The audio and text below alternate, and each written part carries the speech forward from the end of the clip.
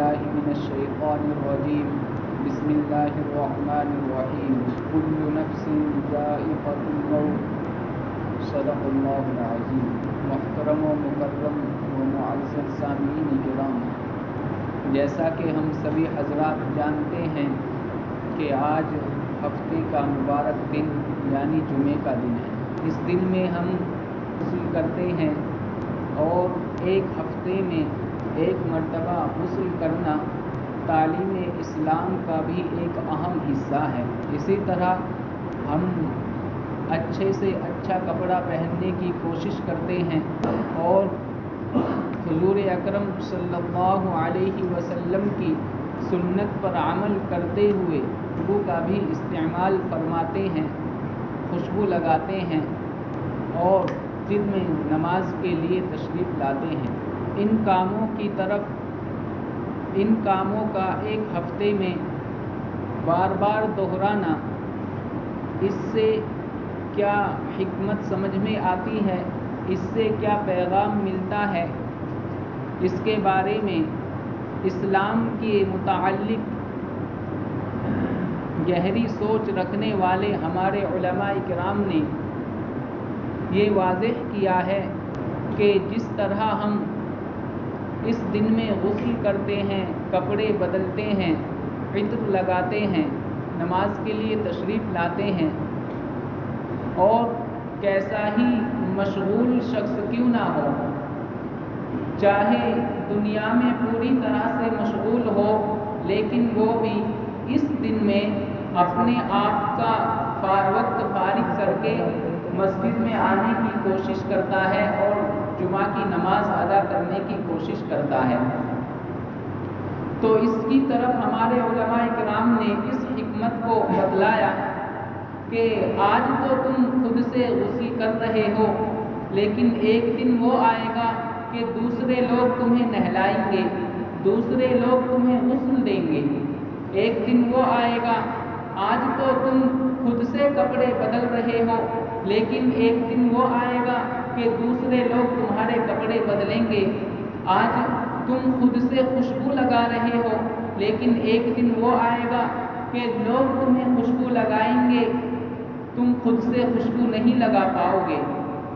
اور آج تم خود سے نماز کے لیے تشریف لائے اور نماز پڑھ کر ہم واپس اپنے گھروں کو لوٹ جاتے ہیں، لیکن ایک دن وہ آئے گا کہ تم نماز نہیں پڑھو گے، بلکہ تمہارے اوپر نماز پڑھی جائے گی اور پھر تم اپنے گھر واپس نہیں جا سکو گے، بلکہ تمہارے رشتہ دار، تمہارے اقارب تمہیں منو مٹی کے گڑھے میں داب کر اور اس میں اللہ کے حوالے تمہیں چھوڑ جائیں گے اور اپنے گھروں کو لوٹ جائیں گے۔ میرے عزیزو، یہی وہ چیز ہے کہ جس کو ہم آخرت کی زندگی کہتے ہیں، اور آج اس سے ہماری طرف سے بڑی غفلت برتی جا رہی ہے۔ آج ہم آخرت کے بارے میں اس طرح غافل ہو چکے ہیں اور ہم اس طرح کی زندگی گزار رہے ہیں کہ گویا ہمیں مرنا ہی نہیں ہے۔ آج ہمارا جھوٹ پر بار بار اصرار کرنا اور جرأت کے ساتھ جھوٹ بولنا، یہ ہماری اس بات پر گواہی ہے کہ ہمیں آخرت کی فکر نہیں ہے۔ ہمارا بے ایمانی کرنا، دھوکہ دینا، یہ اس بات کی گواہی ہے کہ ہم آخرت سے غافل ہیں۔ ہمارا دوسروں کو ستانا، اپنے پڑوسی کو تکلیف پہنچانا، یہ اس بات کی گواہی ہے کہ ہمارا آخرت سے ہم بے فکر ہو چکے ہیں، ہمیں آخرت کی فکر نہیں ہے، ہم آخرت سے غافل ہیں۔ میرے عزیزو، اگر ہمارے اندر آخرت کی فکر پیدا ہو جائے، ہم آخرت کو زیادہ سے زیادہ یاد کرنے والے بن جائیں اور موت کا استحضار ہماری زندگیوں کے اندر آ جائے، تو تمام جھگڑے اور تمام فسادات ختم ہو جائیں۔ کیوں؟ اس لیے کہ جہاں کہیں آخرت کی فکر ہوتی ہے تو وہاں پر حسد نہیں ہوتا۔ اس وقت جس کسی کو को आखिरत की फिक्र होगी, वो फिर किसी दूसरे की तरक्की को देखकर हसद नहीं करेगा, बल्कि वो खुश होगा, खुशी का इजहार करेगा। क्यों? उसे पता है कि हसद से झगड़े फैलते हैं और हसद से मुआशरे में फूट पड़ जाती है। लेकिन जिसे आखिरत की फिक्र होगी तो वो इस बात को मद्देनजर रखेगा कि इस हसद की वजह से मेरी आखिरत तबाह व बर्बाद हो जाएगी, जो कि हमेशा की जिंदगी है। लेकिन मेरे अजीजों, आज हम आखिरत से बहुत ज़्यादा गाफिल हो चुके हैं। हालांकि हम में से हर कोई जानता है कि एक दिन ऐसा आएगा कि हम सब के सब एक मैदान में जमा किए जाएंगे और वहाँ पर हमें अपनी पूरी ज़िंदगी के आमाल का हिसाब देना होगा, जहाँ पर कोई दूसरी चीज़ काम नहीं आएगी सिवाय हमारे नेक आमाल के। लेकिन उसके बावजूद हम आखिरत से गफलत बरत रहे हैं। आज इस दुनिया में रहने वाली दो तरह की कौम है। एक तो वो है कि जिसका आखिरत पर ईमान ही नहीं है, वो आखिरत को मानती ही नहीं है, और एक वो कौम है जो आखिरत को मानती है और जानती है।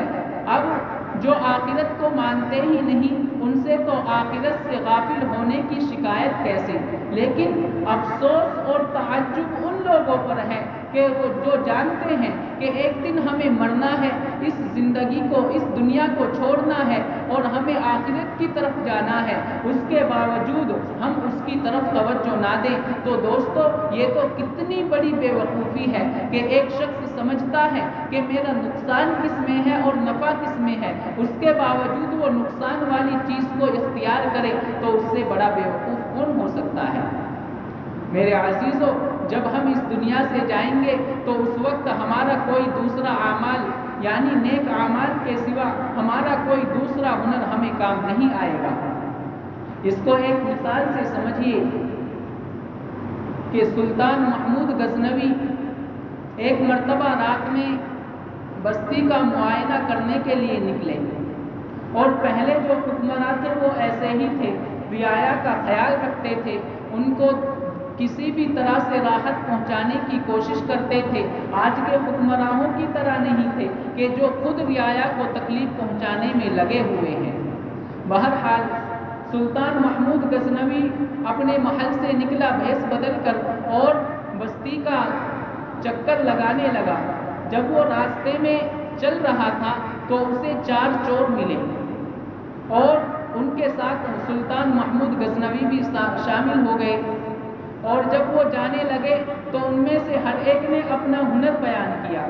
उनमें से एक ने कहा कि कुदरत ने मेरी आंखों में ऐसी सलाहियत रखी है कि मैं अगर रात की अंधेरी में भी किसी को एक मर्तबा देख लूं तो सुबह की रोशनी में उसको बिला शक व शुबा में पहचान लेता हूं। दूसरे ने कहा कि कुदरत ने मेरे हाथों में ऐसी ताकत रखी है, ऐसी सलाहियत रखी है कि मैं हाथों ही के जरिए नक़ब लगा लेता हूँ कि किसी दूसरी चीज़ की ज़रूरत नहीं होती, यानी हाथों की ताकत से ही मैं दीवार में सुराख कर देता हूँ। और तीसरे ने कहा कि कुदरत ने मेरे कानों में, मेरी समाअत में ऐसी सलाहियत और हसासियत रखी है कि मैं कुत्ते की आवाज़ को समझ लेता हूँ जो कुछ वो अपनी ज़ुबान में कहता है। चौथे ने कहा कि मेरे बाजुओं में कुदरत ने ऐसी ताकत दी है कि मैं चाहे महल कितना ही ऊंचा हो, मकान कितनी ही बुलंदी पर हो, लेकिन आसानी से उसके कुंडल में मैं नक़ब लगा देता हूँ। तो जब ये 4 चोर जाने लगे, उनमें बादशाह भी उनके साथ शामिल हो गए। तो उनसे कहा कि ऐ शख्स, तू बता तेरे पास क्या हुनर है। तो बादशाह सलामत ने कहा कि मेरे पास ऐसा हुनर है कि मेरी दाढ़ी में ऐसी सलाहियत है कि जब ये करम के साथ हिलती है तो वो मुजरिम और वो जुल्म करने वाले, वो गुनहगार जिनको दज्जाल के हाथों में, जिनको जल्लाद के हाथों में दे दिया गया हो कि इनको सजा दी जाए, जब मेरी दाढ़ी हिलती है तो उनको नजात मिल जाती है, उनको खलासी मिल जाती है। तो वो चोर कहने लगे کہ ارے واہ واہ، یہ تو بہت بڑی بات ہے، تم ہی ہمارے قطب ہو، ہمارے پاس جو ہنر تھا، ہمارے پاس جو صلاحیت تھی، وہ تو صرف چوری کی تکمیل کے لیے تھی، اس کے ذریعے چوری کو مکمل کیا جا سکتا تھا، لیکن اگر ہم پکڑے جاتے تو پھر ہمیں آزادی کیسے ملتی، ان سے چھٹکارا کیسے ملتا، لیکن آپ کے پاس ایسی صلاحیت ہے، اب تو کسی چیز کا کوئی غم نہیں، اگر ہم پکڑے بھی گئے تو آپ کی داڑھی ہلے گی اور ہمیں خلاصی مل جائے گی، نجات مل جائے گی۔ تو وہ کہنے لگے اب چلو بلا تاخیر اپنا کام شروع کرتے ہیں۔ تو وہ چور گئے اور بادشاہ کے محل میں انہوں نے نقب لگائی اور اپنے اپنے ہنر کو استعمال کیا، لیکن جب وہ جا رہے تھے تو راستے میں ایک کتا بھوکا اور اس نے کہا کہ بادشاہ بھی تمہارے ساتھ ہے۔ تو وہ جو کہہ رہا تھا کہ میرے اندر ایسی صلاحیت ہے کہ میں کتے کی آواز کو سمجھ لیتا ہوں، اس نے اپنے ساتھیوں سے کہا کہ یہ کتا کہہ رہا ہے کہ بادشاہ ہمارے ساتھ ہے، لیکن اس کے ساتھیوں نے اس کی طرف کوئی توجہ نہ دی، کیونکہ جب لالچ سامنے ہوتا ہے تو پھر ہنر پر بھی پردے پڑ جاتے ہیں، ہنر بھی چھپ جاتا ہے۔ اس لیے میرے عزیزو، تو وہ جب جانے لگے، اس کی بات پر لوگوں نے کوئی توجہ نہ دی، اس کے ساتھیوں نے، اور انہوں نے اپنا کام شروع کیا اور بادشاہ کے محل میں چوری کی۔ جب بادشاہ وہ چوری کر رہے تھے تو بادشاہ ان کے ساتھ تھا اور ان کو دیکھ رہا تھا، ان کے سارے اعمال اس کی نظر کے سامنے ہو رہے تھے، لیکن بادشاہ نے اس وقت ان سے کچھ بھی نہ کہا، وہ سب اپنا کام کرتے رہے، مال تقسیم کیا، اور بادشاہ چپکے سے ان سے نکل کر اپنے محل میں تشریف لے گئے اور وہ لوگ اپنے اپنے مقام پر پہنچ گئے۔ بادشاہ نے ہر ایک کی جائے پناہ کا راستہ دیکھ لیا اور سب کو محفوظ کر لیا۔ جب صبح ہوئی تو بادشاہ نے محل میں اعلان کیا کہ اس طرح کا واقعہ پیش آیا ہے کہ فلاں فلاں لوگ ہیں، وہاں پر رہتے ہیں، ان سب کو جاؤ اور گرفتار کر کے لاؤ۔ ان کو لایا گیا اور بادشاہ کے دربار میں حاضر کیا گیا۔ تو وہ جو 3 لوگ تھے، سوائے اس کے جس کی بینائی میں ایسی صلاحیت تھی کہ وہ جس کو رات میں دیکھ لیتا ہے دن میں بلا شک و شبہ پہچان لیتا ہے، اس کے علاوہ جو 3 لوگ تھے ان پر بادشاہ کے رعب و دبدبہ کا ایسا لرزہ طاری تھا، ایسا خوف طاری تھا کہ وہ لرز رہے تھے، لیکن جو شخص جس کی بینائی میں صلاحیت تھی پہچاننے کی، وہ مطمئن تھا، گرچہ بادشاہ کے رعب کا اس پر بھی اثر تھا، لیکن وہ ایک امید کی کرن اس کے اندر پیوست تھی، وہ سمجھتا تھا کہ یہ وہی ہے جو رات ہمارے ساتھ تھے۔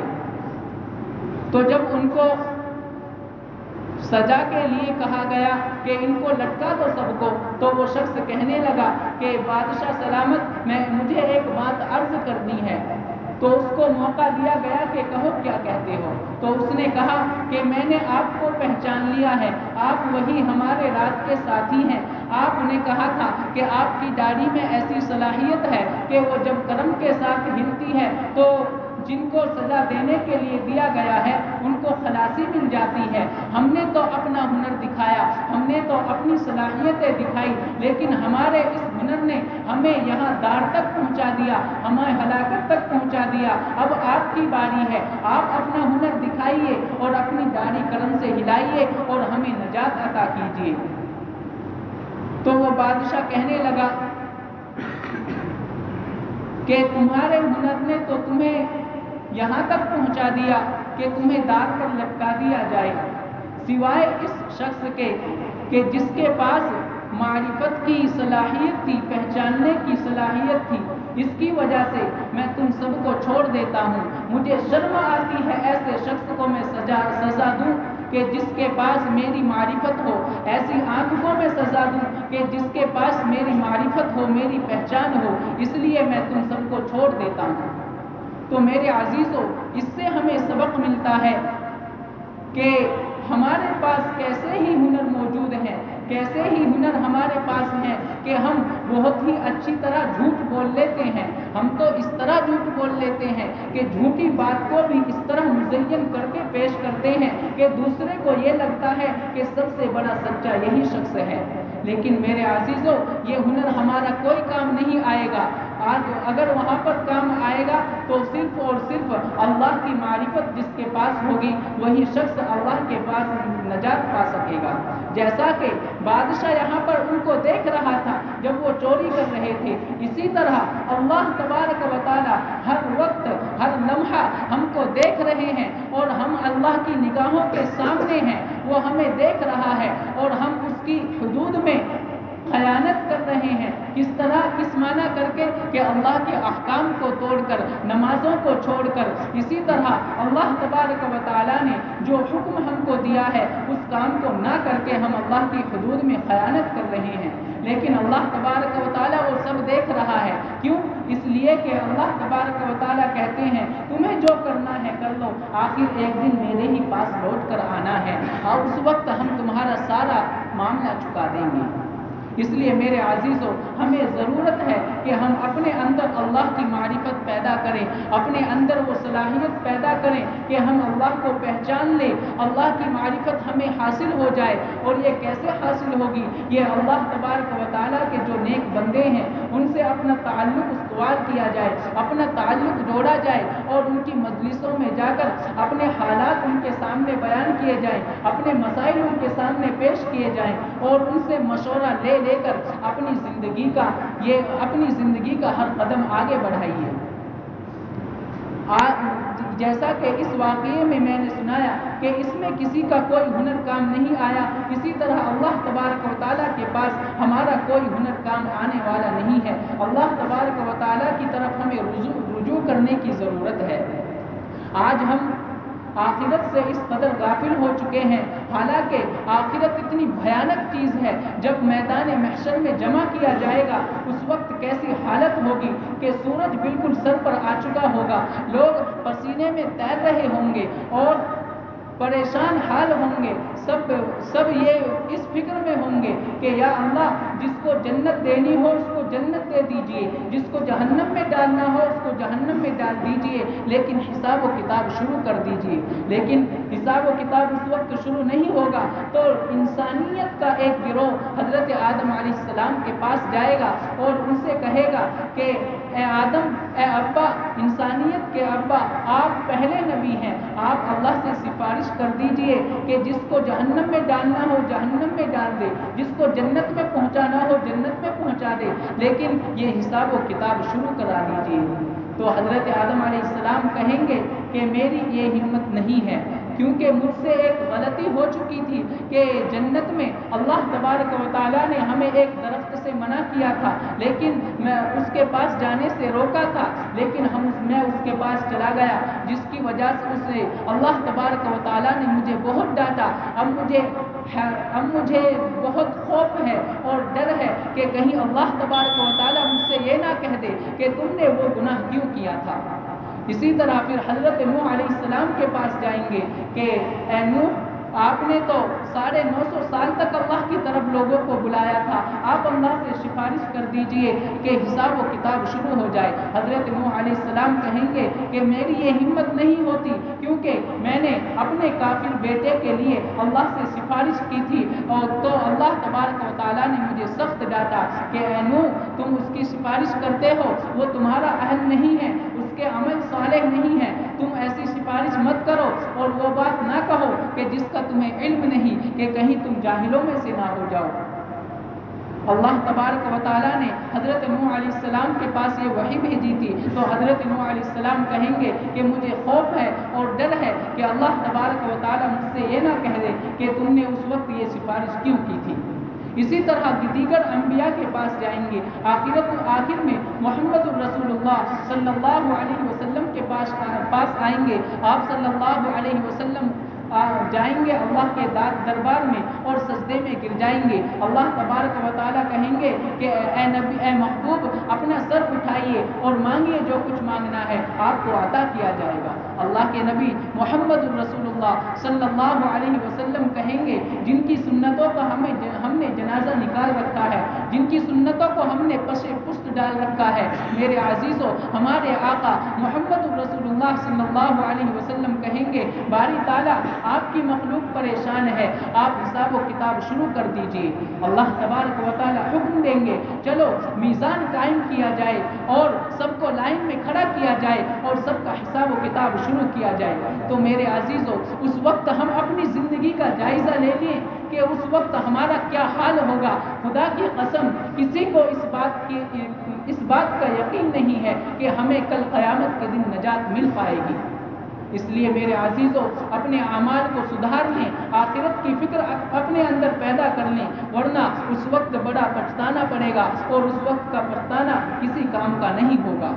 اللہ تبارک و تعالی ہم سب کو کہی سنی باتوں پر عمل کرنے کی توفیق عطا فرمائے، اور حضور اکرم صلی اللہ علیہ وسلم نے جن باتوں سے روکا ہے ان سے ہمیں رکنے کی توفیق عطا فرمائے، اور جن باتوں کے کرنے کا حکم دیا ہے ان کو ہمیں کرنے کی توفیق عطا فرمائے، اور حضور اکرم صلی اللہ علیہ وسلم پر ہمیں کثرت سے درود بھیجنے کی توفیق عطا فرمائے۔